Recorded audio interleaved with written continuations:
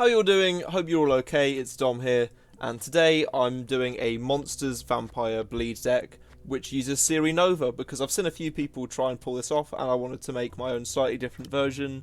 I hope you guys really enjoy this because it was nice and fun to tinker about with and has a bit of a memey play with the Iron Falcons. But yeah, let me show you how it goes in a match. Right, so we're up against Syndicate, which is cool. Probably one of my favourite factions. I'm assuming they're going to be running the deck which is all about basically spamming out a swarm of Firesworn Zealots, consuming them all with a Mortal Knight, and then rinse and repeat. We get rid of one of the Iron Falcon Knife Jugglers because they're just a bit of a memey card. I mean, they give off 2 bleeds, which is the reason we run them because they work really well with Oriana. Tell you what, we might get rid of Alp as well. Yeah, just because it's a nice card, but it's only for that kind of long bleed, which goes well with Oriana and a few of the other cards. So they'll be going first. I mean, our leader abilities are decently matched. We got 11 points total from ours, if used correctly. They've got 9, if used correctly again, but I'm sure they will. Operator's an interesting one in this deck because we've got a lot of gold cards in it, so there are times when you just don't find any use for it. They're opening with Igor. Okay, so we've probably lost this first round. Unless we can kill it very quickly, which I doubt we'll be able to. We could probably kill it though. Tell you what, I'm thinking if we get down one of our engine bronzes, maybe if Operator... No, but then they could... Can Igor duplicate? Yeah, it doesn't specify, so it can go for monsters units as well. It's not just limited to Syndicate. So if we go with our nuke rat without using Operator, then it saves us having to deal with the issue of them out bleeding our bleed deck. And just hopefully with an engine like that, summon a few more vampires, we can start to get rid of him. Now, one good thing about the action that we get for our vampire deck is that we purify and make an enemy bleed, which means we can't use it on something that's already bleeding. However, we can use it on something with Veil, which is really nice because Fallen Knights are a massive pain. Yeah, Feast of Blood, that one. So, if we use it on the weaker Fallen Knight, we might be able to get lucky and kill it. But I probably doubt it, to be honest. The thing is, with a Firesworn deck, they can get out a lot of Zealots quite quickly. Meaning that, yeah, see, already kind of just rushing away. So, here's what I'm thinking. We've got a few different choices for bleeds. I'm tempted to use a Knife Juggler, because there's one unit we don't want it to hit. And probability dictates that it's probably not going to hit the Fallen Knight.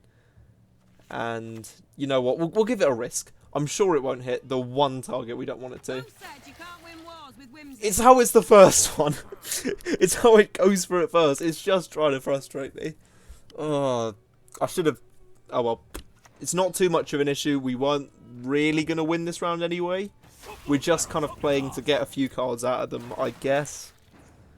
I mean, what we can do actually now is use Gale and kill Igor, which will boost that up to a 10, meaning that's a 13-point swing. I guess there is 1 point of bleed that is technically wasted, making that a 12-point play. I mean, that's pretty good for a card like that, which is usually a bit, you know, a bit sucky.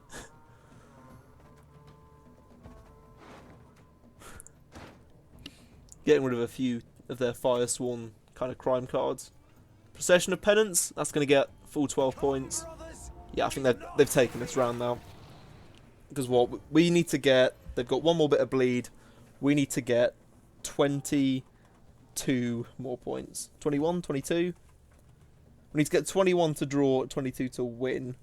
I mean, yes, we've got Nuke Rat down, which we could probably lower that by 2. No, I don't think there's anything we really want to do. Passing here just seems like our best opportunity.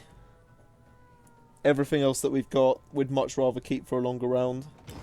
And we don't really have the best options for making up the distance without committing way too much to round 1. I don't know what they're going to do round 2. They might push, they might dry pause. It's weird because they've played Igor, that's the thing. I'm just a bit confused. So yeah, right here you'll see an example of why Operator can sometimes seem a bit dead because we've only got Bruxa for it, which I don't really want to keep anyway. Because, yeah, we were trying to get that Parasite for their final Fallen Knight. Unless they've got Ulrich, then it would just be to take out one of their Fallen Knights. We could probably assume they've got Ulrich, because they've got quite a few Firesworn cards in deck. I mean, the only one that we've seen which isn't Firesworn is Igor. And if they're going to pass, we might as well get down a unit of Resilience. So, Ciri. And that means we'll carry over those 8 points to the next round. And even though they get last, say, we'll still have a nice, well, additional 8 points from the start. They've used one Congregate, I believe, which is quite good. And, I mean, other than Operator, don't really need to Alp.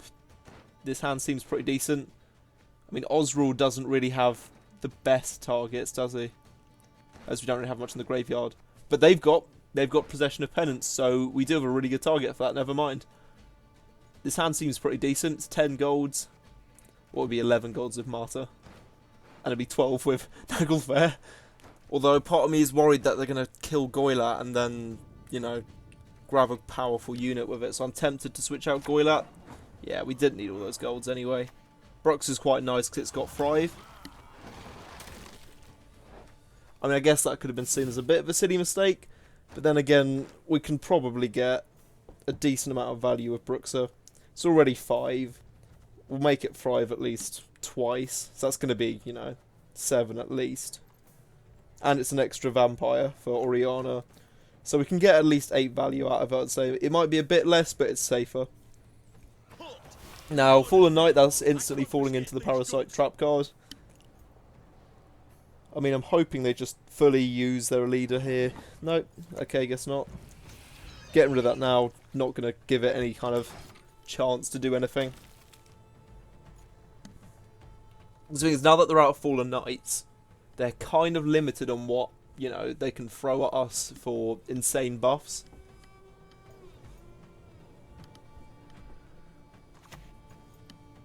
Azar, yeah, they're clearly trying to protect units, but fortunately, I'd say a Vampire Bleed deck's actually really good against Azar, because just pop Bleed there. Weird Dung Beetle thing is pretty much gone now. Especially as I don't really see them having any ability to just buff that one card. Yeah, see, they're getting down Helvold now. I'm sort of worried they're going to start munching that up constantly with Immortal Knights. But from what I've seen people running decks like this on the internet, or on the internet and in games, usually they try and get down Firesworn Scribes. I mean, there is a chance they just haven't drawn any. We haven't seen any cards from different factions yet. Sorry, not different factions, neutral.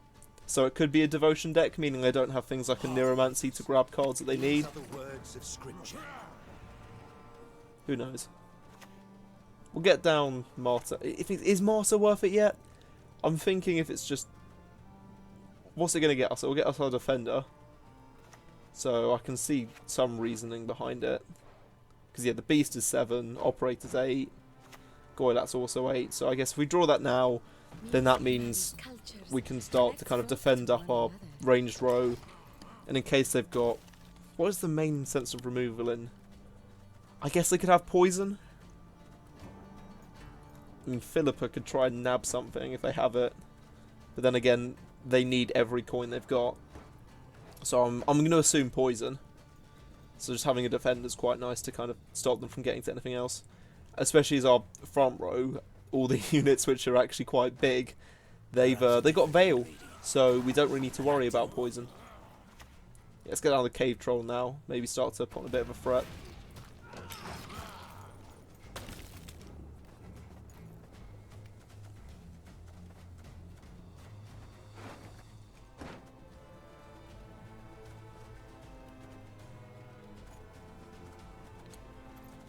We'll probably end with Osrul, to be honest.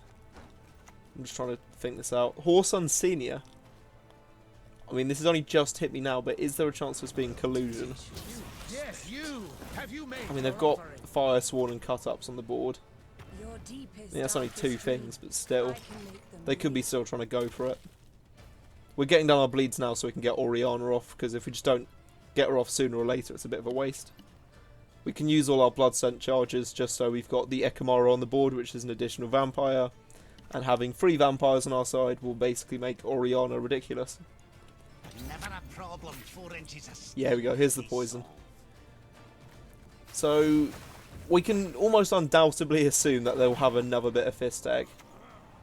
But let's be real, they're probably not going to have 4 sets of poison. Or if they do, that's really kind of not the best hand for them. Mainly because it limits all their combos. Yeah, Oriana's probably the main unit that we just want to keep alive now because it's going to get a load of buffs. Especially as what they've got 1, 2, 3, 4, 5, 6 units currently bleeding. We'll drop down to 5 next turn. Yeah, Oriana's a crazy card in the right deck. Hence the reason we put that Cave Troll down, which is now deaded.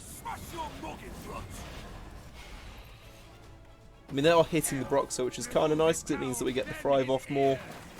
I mean, best targets for them to hit would be something with shield or armor. We're getting down the beast as soon as possible now, so we do get some buffs off it, as we have left that quite a bit late. But now it does mean every turn it will be ticking up by 2. I mean, that is the one issue I'd say this deck has, is that no matter what, you're usually going to have to be timing a big play near the end, meaning it won't be getting off the best of its value, either just because you need to protect it, or because, well, you just don't really have the best time to use it because you're too busy trying to set up something else. So we can probably assume they're going to end with, what is it, Ciri, Disarray, I don't know how to say it. We'll say the Syndicate Echo card, just so I don't trigger the comments. Sacred Flame, yeah, they're getting out a lot of cards. That's going to boost all the Firesworn units on their side by 1. So they got 8, 9, 10, 11. 11 Firesworn units going to get buffed. I'm trying to think, if that is the Syndicate Echo card, we're trying to kill off another unit. Guess Furco's fine. I guess it would have been better to go with one of the 1-powered Firesworn units. Maybe the one which changes the unit just in case. I mean, they've got a lot of points to make up. I doubt they'll be able to do it. 41.92. So what they've got, what was it we said? Was it 11? 11 points off the Sacred Flame, taking them up to 52. Meaning they still need 43 points to win this. I mean, it's cute, but no, they're not. They're not going to be able to do it. Still a good game, though. Hope you guys have enjoyed watching this one. If you did, please like and subscribe. It massively helps out the channel, and I'll leave the deck list in the description for you guys to try out yourself.